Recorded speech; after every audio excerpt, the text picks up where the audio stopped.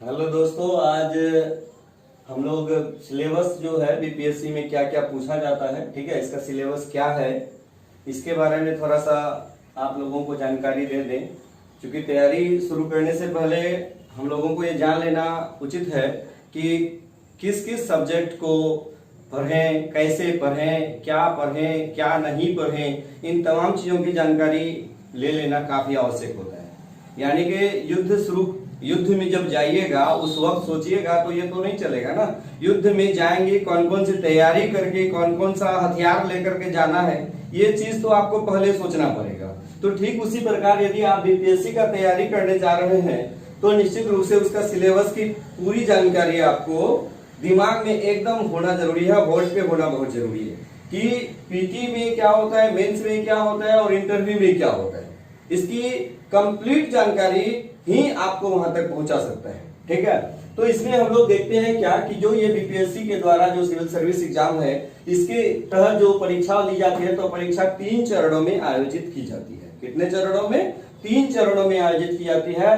पहला क्या होता है? पीटी होता है, दूसरा मेंस होता है और तीसरा इंटरव्यू होता है, ठीक है। अब हम लोग यहाँ पर एक एक करके देखेंगे कि पीटी जो होता है, जिसको हम लोग प्रीलिमिनरी टेस्ट कहते हैं, ठीक है, इसके तहत हम लोग को क्या पूछा जाता है, तो इसमें 150 प्रश्न रहता है। कितना प्रश्न रहता है ये भी बात आप देख लीजिएगा कि 150 प्रश्न रहता है, यानी कि 150 प्रश्न रहता है और 150 अंक भी होता है, ठीक है। यानी कि एक प्रश्न में 1 अंक होता है और इसमें आप ये कंफर्म जान लीजिए, ये आप अपनी आशंका को दूर कर लीजिए, ठीक है, जो भी संदेह है आप दूर कर लीजिए कि इसमें नेगेटिव मार्किंग नहीं होता है। यानी कि जितना आता है उसको तो बनाना ही है, जितना नहीं आता है उसको भी बना देना है, इसलिए कि कोई नेगेटिव मार्किंग यहाँ पर नहीं होता है, ठीक है।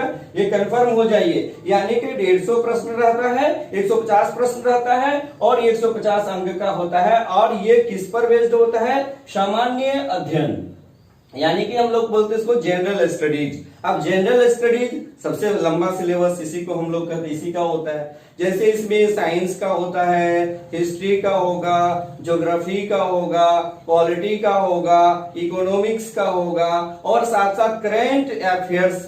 सबसे महत्वपूर्ण जो रोल अदा करता है वो करंट अफेयर्स। लगभग 30 प्रश्न डाले जाते हैं, 30 प्रश्न डाले जाते हैं करंट अफेयर्स से। और करंट अफेयर्स जिसका जितना बढ़िया होगा उसका स्कोर उतना ही बढ़िया होगा। पीटी की बात नहीं कर रहा हूं, ठीक है। तो इसलिए इसको हम लोग क्या बोलते हैं? General studies. यानी कि सभी सब्जेक्ट से मिला जुला करके कितना प्रश्न पूछा जाता है? 150 प्रश्न पूछा जाता है और कितने अंक का होता है? 150 अंक का होता है। ये क्लियर हुआ। उसके बाद जब आप पीटी में शॉर्टलिस्ट किए जाते हैं, आप पास कर जाते हैं, तो आपको फेस करना पड़ता है मेंस। इसमें भी 3 विषय होते हैं, ये भी बात आप जान लीजिए। कौन कौन?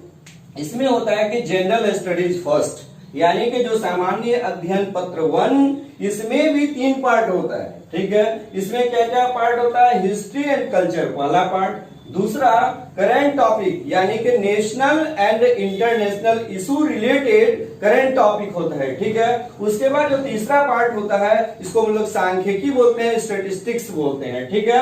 इसमें आप एक बात जान लीजिए कि इसमें 72 मार्क्स अकेले होता है, 2 प्रश्न बनाना पड़ता है और ये 4 प्रश्न आपको दिए जाते हैं, जिसमें से 2 प्रश्न आपको करने होते हैं, ठीक है। एक प्रश्न 36 का होता है, यानी कि 36 × 2 यानी कि 72 मार्क्स। और जिसका स्टेट 72 का 72 होता है, निश्चित रूप से फाइनल सिलेक्शन उन्हीं का होता है, प्राय यह देखा जाता है, ठीक है। उसके बाद आप देखिएगा कि दूसरा जनरल स्टडीज 2, यानी कि जो सामान्य अध्ययन पत्र 2 होता है, इसके तहत भी तो 3 विषय होता है, ठीक है। कौन कौन?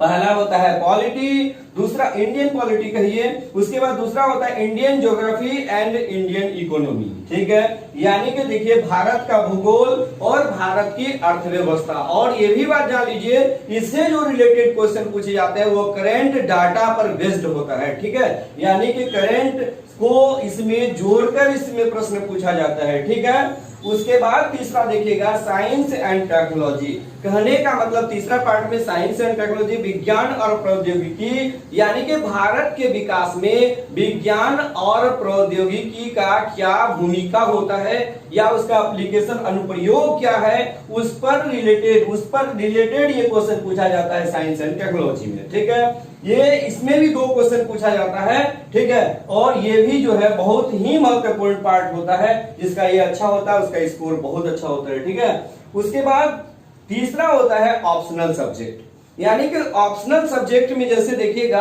आप जिस सब्जेक्ट में इंटरेस्ट रखते हैं, जरूरी नहीं है। देखिए सबसे बड़ी बात आपको यहां मैं समझा दूं कि क्या होता है कि कोई आदमी यह सोचता है कि मेरा ऑनर्स ज्योग्राफी है तो क्या मैं अंग्रेजी से बीपीएससी नहीं कर सकता हूं? ऑफ कोर्स आप कर सकते हैं। ठीक है, यानी कि अगर किसी भी लड़के का सब्जेक्ट जो है वो क्या रहता है, आर्ट्स का रहता है, यानी हिस्ट्री रहे या ज्योग्राफी रहे या पॉलिटी रहे, यानी कि कोई सा सब्जेक्ट रहे, और यदि उसको मन करे कि नहीं बीपीएससी हम केमिस्ट्री से करेंगे, हम फिजिक्स से करेंगे, हम बायोलॉजी से करेंगे, जूलॉजी से करेंगे या बॉटनी से करेंगे, आप कर सकते हैं, वहां पर कोई रोक छेक नहीं है। ठीक है, आप हो सके तो पाली साहित्य से ले सकते हैं, हिंदी साहित्य ले सकते हैं, इंग्लिश लिटरेचर ले सकते हैं, यानी कि आपके ऑनर्स सब्जेक्ट से कोई लेना देना नहीं। जो इंटरेस्टेड है, जो जिसमें इंटरेस्ट है आपको, वही सब्जेक्ट आप अपना ऑप्शनल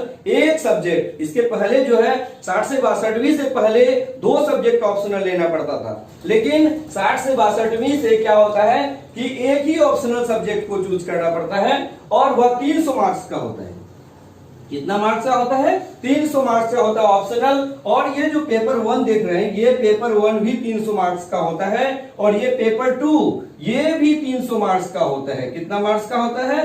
यानी कि मेंस आप लिखेंगे कितने नंबर का? 900 नंबर का मेंस लिखेंगे आप। ठीक है, 900 नंबर का मेंस होगा। अगर मेंस में शॉर्ट लिस्ट किए जाते हैं आप, ठीक है, तो इसमें क्या होता है, उसके बाद क्या होता है, 2.5 से 3 गुना, 2.5 गुना प्रायर देता है, 2.5 गुना स्टूडेंट को किसके लिए बुलाया जाता है? इंटरव्यू के लिए बुलाया जाता है। और इंटरव्यू कितना होता है? 120 मार्क्स का होता है। ठीक है, तब फाइनल जो रिजल्ट बनता है, आपका जो परफॉर्मेंस मेंस में होता है और जो इंटरव्यू में होता है, दोनों जोड़ करके फाइनल सिलेक्शन किया जाता है, यानी पोस्ट आवंटित किए जाते हैं। ठीक है, आज बस इतना ही। आप बढ़िया से सिलेबस को समझ लीजिए, उसके बाद तैयारी में लग जाइए, निश्चित रूप से सफलता आपके पास आएगी। ठीक है, इसमें कहा भी जाता है क्या कि ये क्या है कि प्रैक्टिस करने की चीज है। ये जरूरी नहीं कि जिसका फर्स्ट अटेम्प्ट हो जाता है वही कर सकता है, इसका सेकंड अटेम्प्ट हो जाता है वही कर सकता है। आप लगे रहिएगा तो निश्चित रूप से एक दिन सफलता आपका कदम चूमेगी, ये गारंटी है। लेकिन इसमें क्या खोजता है? पैसेंस की जरूरत होती है, पैसेंस खोजता है। जबकि आजकल के युवा बहुत सारे हैं जो क्या करते हैं, पैसेंस खो देते हैं। लेकिन पैसेंस खोने की बिल्कुल जरूरत नहीं है, आप लगे रहिए, आज हो या कल हो या परसों हो, आपके पास रिजल्ट जरूर आएगी। ठीक है, बस आज इतना ही, धन्यवाद।